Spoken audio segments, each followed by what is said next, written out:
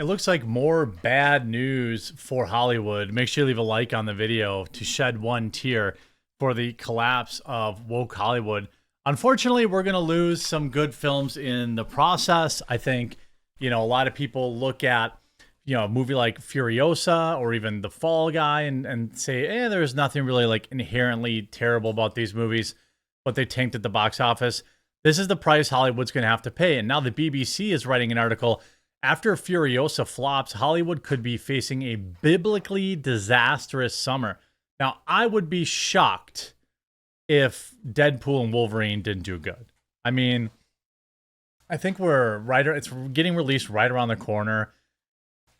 That if that movie doesn't do 800 million, 800 million, then I think you're in trouble. The pre-sales for that movie is already very, very high.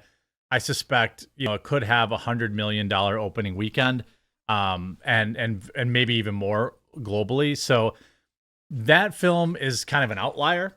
Just like even last summer, Oppenheimer and Barbie were kind of outliers.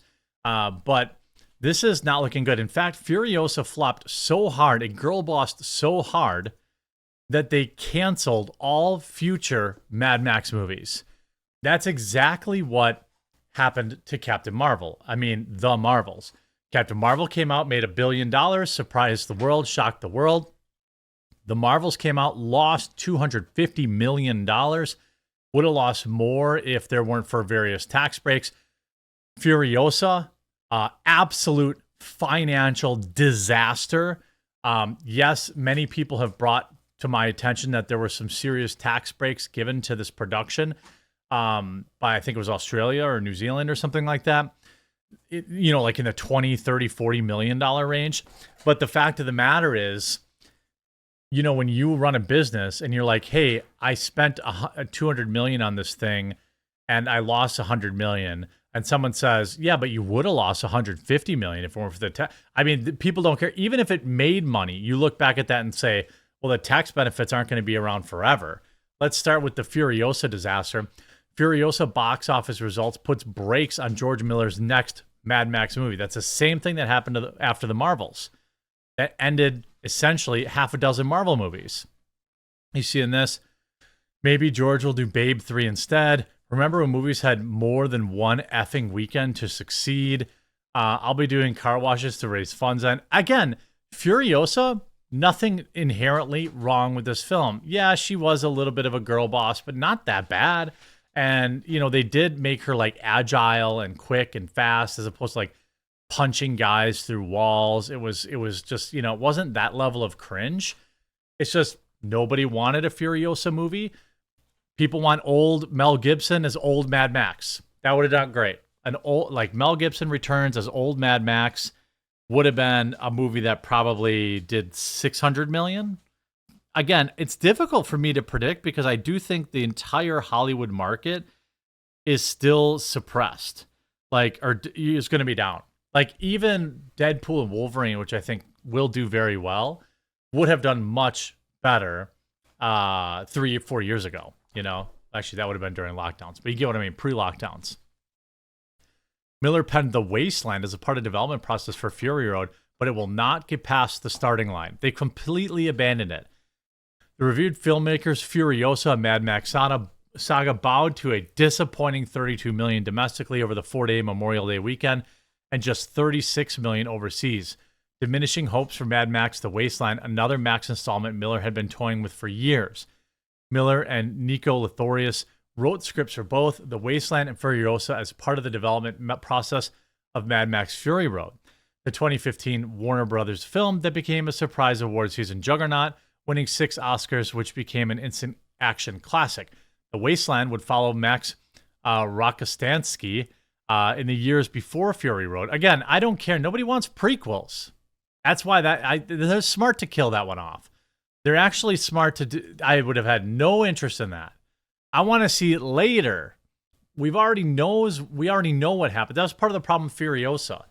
People already knew the conclusion of Furiosa's story, so there were very few people that cared about her origin story. And I think this would be also true for a male character. I don't think Furiosa tanked simply because it was a female-led action hero.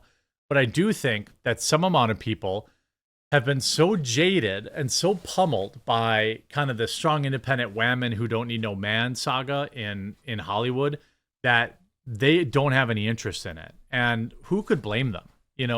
People don't want, people don't want to be disappointed again. We have seen people are creatures of habit. We have seen multiple movies, multiple girl boss movies. We knew what to expect. And even though Furiosa wasn't that, it was enough to scare a good chunk of people off. That's obviously undeniable. Then you see the BBC writes, after Furiosa flops, Hollywood could be in for a biblically disastrous summer. The summer is only getting started, but there are mutterings in the film business that it's already washed out. The kind of waterlogged season in which every picnic is ruined by a downpour. To stick with the weather metaphor, the thunder began in early May when audiences didn't exactly flock to see Ryan Gosling and Emily Blunt in The Fall Guy. But the heavens really opened last week when Furiosa, Mad Max Saga, and the Garfield movie were serious commercial disappointments over the United States Memorial Day holiday weekend, topping the box office but making only $32 million and $31 million across a 4 days window, respectively. That compares disastrously to last year. The Little Mermaid topped the same weekend with takings of $118 million, which is double those films combined. In fact, as been widely reported, the paltry total takings of U.S. cinema made it the worst Memorial Day box office weekend in 30 years. Overall ticket sales for U.S. and Canada were down 22% year on year, according to ComScore. Over the next couple of months, the would-be blockbusters offered to include Bad Boys Ride or Die, don't care. Inside Out 2, probably will do fine, kids like that stuff. A Quiet Place Day 1, don't care. Again, A Quiet Place was a great movie. It was. But I'm not clamoring for a prequel to that either. Not everything needs a prequel. They try to shorthand everything. And Twister, the sequel to Twister. Why the hell would I see a sequel to Twister? First of all, half of the actors are dead from the first movie. All of which have a strong whiff of I'll wait till they come till streaming about them. And I'd agree with that. All of these movies, other than Inside Out 2, if you're a parent and you want to take your kid to a movie, none of these make me feel like I want to go to the movie theater. The biggest star that they can boast is Will Smith. He's currently best known for slapping Chris Rock.